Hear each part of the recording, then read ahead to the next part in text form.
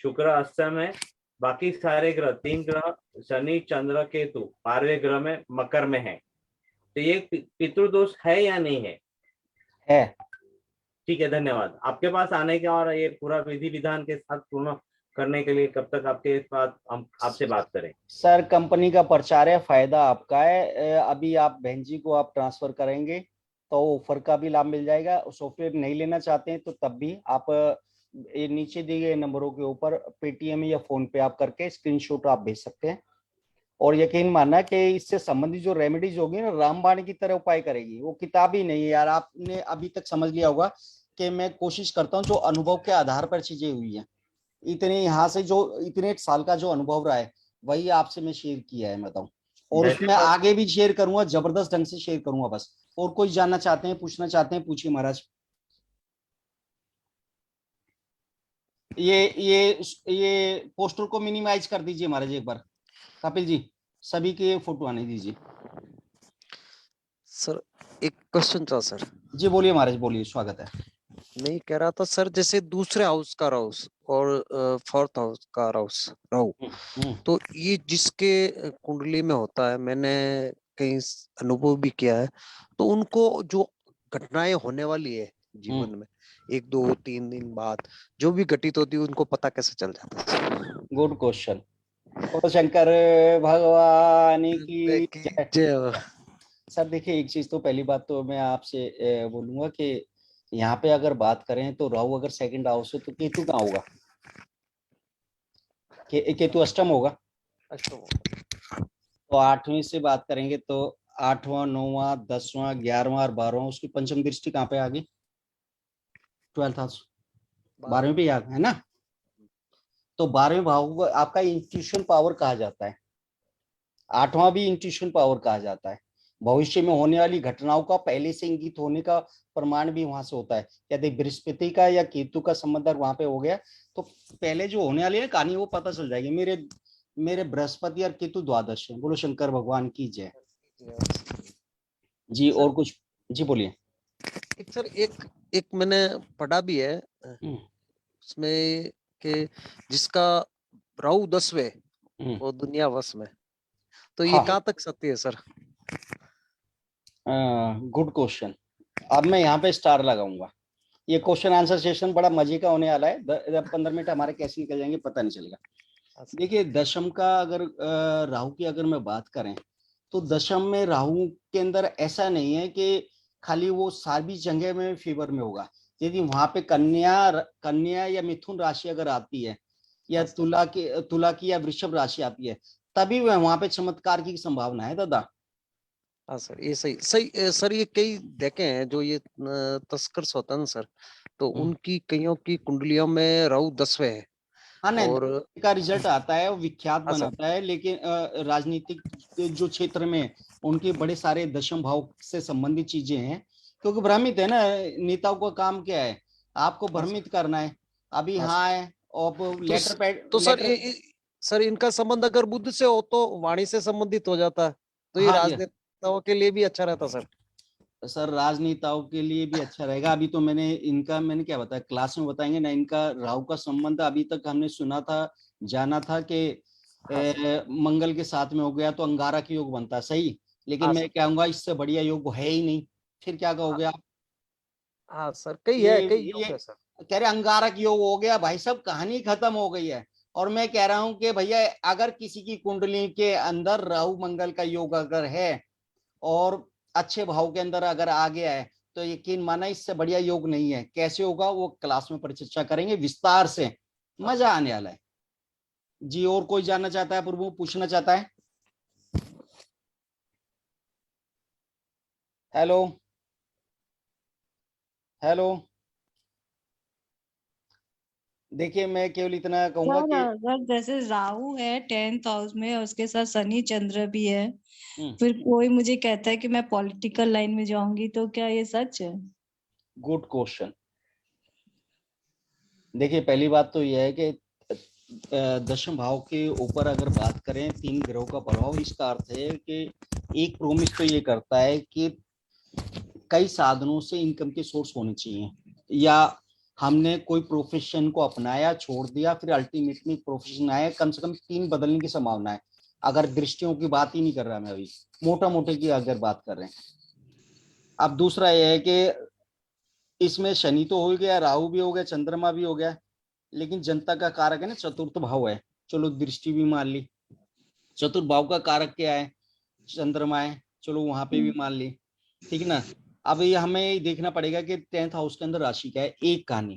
दूसरे सूर्य का सिंह राशि, सिंह राशि है, तो वहां पे अगर बात करें तो कहीं ना कहीं फिर कुंभ राशि आ गई है ना, कुंभ राशि है। अब इसमें एक चीज का पॉइंट और थोड़ा सा हमें देखना पड़ेगा कि सूर्य जो है वो शासन सत्ता का कारक है। सूर्य की क्या पोजीशन है। अब एक और कहानी है, बड़ी मजे की है, चलेंगे तो बड़ा रहेगा आपके साथ में, पर चर्चा करके अच्छा आनंद आएगा कि केवल हमने यहाँ पे तो डिसाइड कर लिया, जो चीज ऊपर से नजर आ रही है, व्यक्ति स्वस्थ नजर आ रहा है, और खून निकाल करके देखा तो पता चला कि भैया इसके तो 5 मिलीग्राम ही खून है, 5 ही वो आ रहा है, समझ रहे ना। तो उसके लिए D9 के अंदर हम जाएंगे, और ज्यादा अगर प्रेफर की अगर बात करें तो D10 को भी कंफर्म करेंगे कि चीजें बेहतर और अच्छी किस प्रकार से होगी। खाली एक चीज को, और दूसरा फिर और आगे का दशांतर दशा कौन सी है, चलो वो भी राहु की महादशा चल रही है। वो भी, उसमें फिर एक और स्टेप और आगे पूछूंगा क्या भैया अभी गोचर क्या चल रहा है, क्योंकि कुंडली ने प्रॉमिस कर दिया ये देना है, लेकिन गोचर कहेगा कि भाई अब देना है, तो तभी मिलेगा आपको। गोचर में अभी राहु बहन जी कुंडली पर्सनल कुंडली की नहीं, आपने केवल एक सवाल किया था। कोई और जानना चाहता है प्रभु, पूछिए। मतलब कि जब गोचर चलेगा तब पॉलिटिकल में जा सकते हैं, मतलब कहने का मतलब ये, अगर सब कुछ ठीक रहा तो, लेकिन जाएंगे नहीं जाएंगे वो आपकी D1 D9 और D10 की कुंडली प्रॉमिस करके बताएगी जी। और कोई? हाँ सर, मैं एक क्वेश्चन पूछना चाहूंगी जी कौन है, अगर क्या नाम है जी? बहन जी अपना नाम बताएं, कहाँ से बोल रहे हैं ये बताएं। जय जय सिया राम बोले सबसे पहले। जय श्री राम गुरुजी, मैं जी फरीदाबाद से अलका गोयल बोल रही हूँ। पहले मैं विकासपुरी रहती थी, क्लास भी की थी आपसे, अच्छा अच्छा ठीक है, शायद आपको ध्यान हो। जी जी। हाँ सर, एक चीज पूछना चाह रही हूँ, अगर किसी 11th भाव जो सेकंड तुला राशि है, इसमें तुला नहीं, एक सेकंड राशि है, लगन, अगर वहाँ लगन वहाँ बता दो ना, मैं बाकी अंदाजा खुद लगा मीन लूंगा। लगन है, मीन ठीक है, लगन है, हाँ तो मेष आ गए ना सेकंड हाउस में। हाँ मेष राशि में हम्म, अगर शनि और राहु के साथ सूर्य चंद्र और शुक्र तीनों है, ठीक है। तो इसमें किस तरह का दोष होगा? बहन जी इसका अर्थ ये है कि कहीं ना कहीं अगर सरकार से संबंधित, पिता से संबंधित, पत्नी से संबंधित, आपने शुक्र सूर्य और राहु का कॉम्बिनेशन बताया ना, 3 का। इसमें से राहु और शनि के साथ सूर्य चंद्र शुक्र तीनों है। हाँ, तो यहाँ पे अगर मैं बात करूं पूर्व जन्मों से संबंधित चीजों में अगर बात करें तो पिता से संबंधित, संतान से संबंध, उसमें स्त्री से संबंधित और लग्जरी लाइफस्टाइल से संबंधित, वहां पे एक परेशानी का सबक बैठता है। अब उसमें आपसे शेयर कर रहा हूँ सर, चाहे आप क्लास करें ना करें, जब भी आप कुंडली देखें तो पता तो चले। अब एक और चीज इसमें मजे की ये है कि हमें ये देखना ये पड़ेगा कि जो सेकंड हाउस में इतने ग्रह हैं, चलेगी किसकी। हाँ जी भाई चारों हो गए हैं, चारों किसी का वो मित्रों का शत्रु का। अब उसमें ये देखें सबसे ज्यादा डिग्री किस ग्रह की है, चलेगी शुक्र की, उसकी, शुक्र चलेगी की है उसकी। सर। अब हाँ जी उसमें देखेंगे उस राशि का वो क्या है, हाँ राशि उसका समय समय शत्रु है, विषम है, ठीक है। हाँ जी और फिर हाँ जी। D9 में जब प्रिफेयर करके चलेंगे, वहां पे जो सेकंड हाउस में चलने वाली है, बाकी ग्रहों का प्रभाव रहेगा वो अलग मैटर है, लेकिन जो वहां पे सेकंड हाउस में चलने वाली है वो शुक्र की चलने वाली है। लेकिन इसमें पितृदोष तो होगा। हाँ है ठीक सर, ठीक हुई। जी। और कोई? Thank you sir sir. एक सर ये है कि जैसे वृश्चिक लगन की कुंडली है सर, जी बोलिए। और राहु चंद्र साथ बैठा है, और दूसरे हाउस में धनु राशि हो गई, तो उसके अंदर मंगल है, सूर्य है, शुक्र है और बुध है, तो पितृदोष बनेगा सर। क्या दूसरे दूसरे भाव या चौथे भाव से राहु का संबंध बैठ रहा है किसी भी चीज में? नहीं, राहु तो वृश्चिक लगन में है सर, लग्नेश राहु, लगन के अंदर राहु है सर, लगन में और राहु चंद्र, है। हाँ एक चंद्र और राहु। चंद्र राहु, हाँ जी, वो बैठेगा भाई साहब, बैठेगा, उसमें बैठेगा। हाँ सर, तो बैठता चंद्र की सर इसमें ग्रहण योग भी बनेगा क्या अगर चंद्र की डिग्री कम है? उसमें देखिए, इसमें कई बार जैसे हमने पहले आपसे परिचर्चा करी थी कि यहाँ पे क्या है, जो राहु जो है वह धुंध है, अहंकार, हाँ, अंधेरा अंधेरा है, और अंधेरा चंद्रमा क्या है, आपका मन का है। तो वहां सही पे सर। क्या है को मेंटली डिसेबल हो, चौथे भाव का भी कारक है। और हाँ वैसे सर। भी अगर मैं बात कर रहा हूँ, तो यहाँ पे जो चंद्रमा जो हो जाता है वह नीच का हो जाता है। हाँ सर। 5, ठीक है, 3 डिग्री तक नीच का हो जाता है। तो हाँ सर। हमें केवल एक चीज का सोचना पड़ेगा कि भाई भाव कारक स्वामी 33% देते हैं ना हम लोग। हाँ सर। तो हाँ, तो उसमें एक चीज का ध्यान रखना पड़ेगा कि आप करें तो करें, क्या करें, तो उसमें अब राहु का उपाय करेंगे या चंद्रमा का करेंगे, क्योंकि ये लगन को डिस्टर्ब कर रहा है। स्वास्थ्य से संबंधित प्रॉब्लम वगैरह होगी वो अलग मैटर होगा, ऑलराउंडर किस्म की पर्सनैलिटी वो अलग मैटर होगा। लेकिन यहाँ पे अगर मैं बात करूंगा तो यहाँ पे राहु की जगह चंद्रमा का उपाय करेंगे। चंद्रमा का, ठीक है सर। सही। हाँ सर। जी, कोई और भाई साहब? नहीं तो आज के लिए इतना ही, फिर कल सुबह कल मुलाकात होगी। कोई और पूछना चाहता है? Sir hello. हाँ जी, जय जय सिया राम बोलिए प्रभु पहले। जय जय जय सिया राम सर। जी, कौन बोल रहे हैं, कहाँ से बोल रहे हैं? जगन्नाथ पांचाल नांदेड़। अरे बढ़िया महाराज, ठंड कैसी स्टार्टिंग हो गई क्या वहाँ पे? अभी थोड़ा कम है। चलो ठीक है जी, बताएं महाराज। मेरे मेष लग्न और पंचम भाव में रवि बुध शनि है सर। ओके। और मेरे को ना ज्योतिष शास्त्र में भी आगे बढ़ना है, और ये पंचम भाव का दोष कैसे निवारण करें? ओके। गुरु इन 4th हाउस।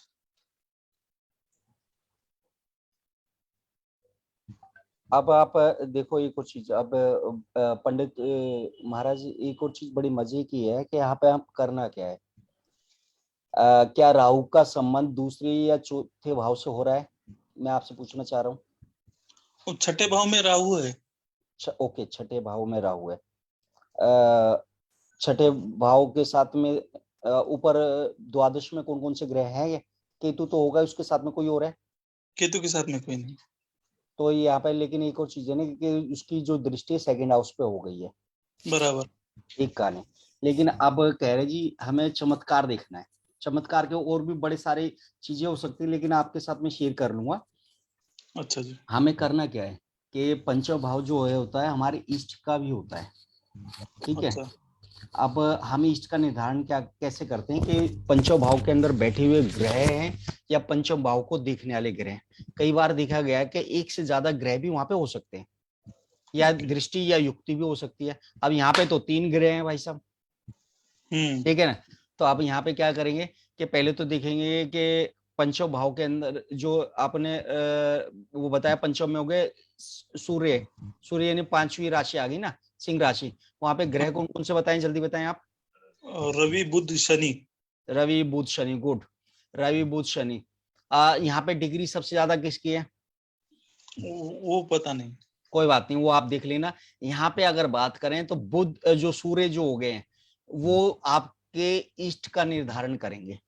तो अब करना क्या है, आप विष्णु सहस्त्र नाम का पाठ करना स्टार्ट करें प्रभु। ओके। आप केवल ज्यादा कुछ ना करें, दिन में एक बार भैया डाउनलोड करें, यूट्यूब से डाउनलोड करके रख लें। रात को सोते हुए या सुबह उठते हुए कैसे भी, या जाते हुए, मोटरसाइकिल चलाते हुए, गाड़ी चलाते हुए, कैसे भी विष्णु सहस्त्र नाम का पाठ करना स्टार्ट करें। नाभि जुबान माथे के इस रिंग फिंगर उंगली से। उंगली के भी प्रकार होते हैं, 20-40 है भाई, 20-40 है जिसमें आपने अंगूठी पैर की है। इससे आपको टीका लगाना है नाभि पे, माथे के दोनों भुटकों के बीच में और हल्का सा जुबान पे। ये आप काम करेंगे, चीजें बेहतर और अच्छे से होनी स्टार्ट हो जाएंगी। नेक्स्ट, टीका केसर का लगाएं या हल्दी का? केसर या हल्दी का। है। और ये एक और चीज बोलना चाहूंगा, टांग खिंचाई वाले भी लोग बहुत होंगे जो आपके ऊपर आप बोलेंगे तुम ही हो माता पिता, तुम ही हो, और तुम ही हो बंधु सखा, तुम ही हो, और जैसे जाएंगे वैसे टांग खींचेंगे। यूनिवर्सल है, चाहे रिश्तेदारी हो चाहे सारी जगह हो। सही बात। हाँ, ये योगा योग बना हुआ है। गुरुजी ज्योतिष शास्त्र में आगे बढ़ना है, आखिरी सवाल। भाई सर, आप कर रहे तो सही भाई, शुरुआत होती है, हम चीजें हो सकती हैं, कुछ भी चीज असंभव नहीं है, मेहनत करेंगे रिजल्ट आएगा। एजुकेशन में आगे नहीं बढ़ पा रहा तो उसके अरे अंदर भाई होगा ना, होगा, आप टेंशन क्यों लेते हो, समस्याएं तो समाधान है। ठीक। जी, कोई और अन्य? जय श्री राम। जय जय श्री राम जी। जी कौन बोल रहे हैं, कहाँ से बोल रहे हैं? हेलो हाँ मैंने जी, मीनाक्षी राठौर बात कर रही हूँ। जी, कहाँ से बोल रहे हैं बहन जी? पहचाना आपने? रोहिणी दिल्ली से ही हूँ। जी बढ़िया।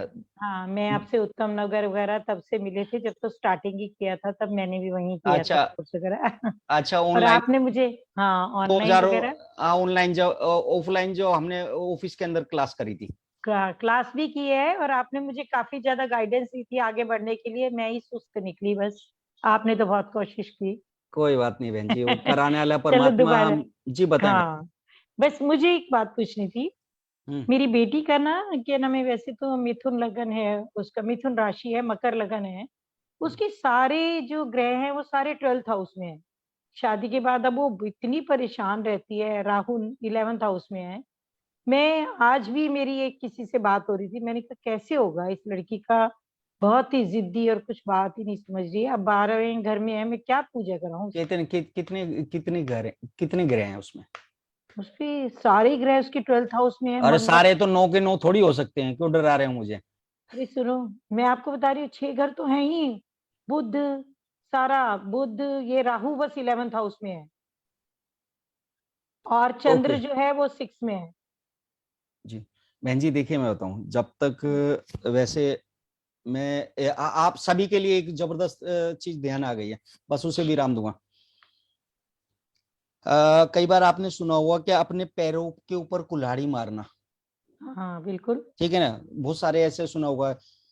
यदि हमारे कर्मों के द्वारा हम अपना अहित कर सकते हैं, अपनों को परेशानी के सबक के अंदर ले जा सकते हैं, ठीक है ना, तो ऐसा भी संभव है कि अच्छे किए गए कर्मों से उन अहित कर्मों को भी हम खत्म कर सकते हैं,